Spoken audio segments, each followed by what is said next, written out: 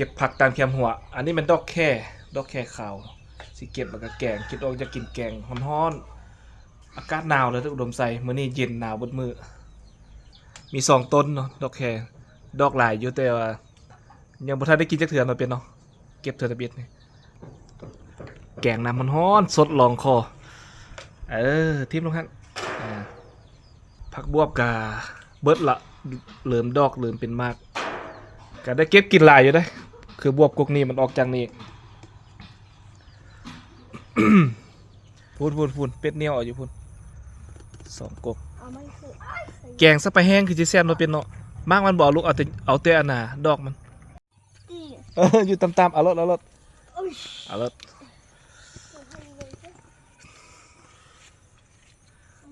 อันนี้ดอกแค่ขาวเนาะแต่เอิ้นบ่คือกันฮู้เฮาอุดมไซเอิ้นดอกแค่ขาวแกงซะไปแห้งก็แซ่บปิดอะไรลูกได้หลายเติบเลยนี่หรือว่าซุปเนาะซุปใส่มักง่า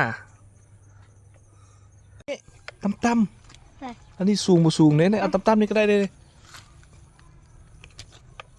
ไปเบิ่งกบมะฮุ่งเฮาวันนี้เนี่ยผักบุ้งก็มีหลายอันนี้มันนาเริ่มยอบละเด็ดกินกับตำมะฮุ่งเนาะเอาไปทอดไปพัดอุดมสมบูรณ์แถวนี้นะเนี่ยผักบวบอยู่หัวหั่นกับหากระต่ายเนาะเอาเด็ดกินตลอดเนี่ยกบมะฮุ่งอยากกินมะฮุ่งก็ไปตำเป็ดสุกรอบพอไปดูกินมะฮุ่งเหรอพ่อบอกพอหากระตำตำมันนี่หวานอยากกินหน้าอื่นก่อนพอยังบ่สบายยังเป็นวัดนี่เบิกกบมะฮุ่งกะโอ้กกขิงกับงามๆเลยหัวสีไข่เต็มเลยพี่ตัวแห้งเก็บกินพอแล้วนี่ดอกบวบกำลังดอก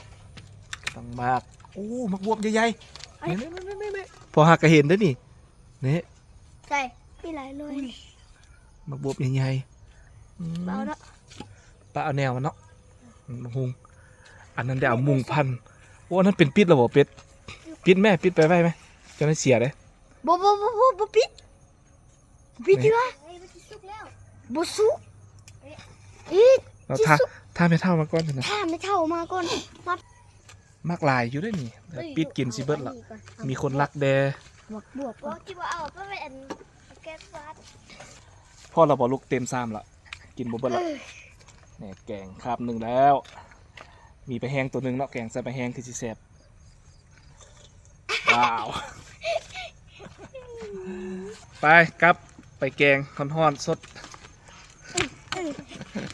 เนื้อข้าวปลา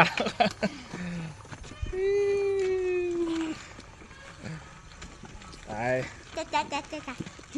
ได้อาณาไม่อย่างละนี่อาณาการทูนใส่เติมเนาะคือแซ่บการทูน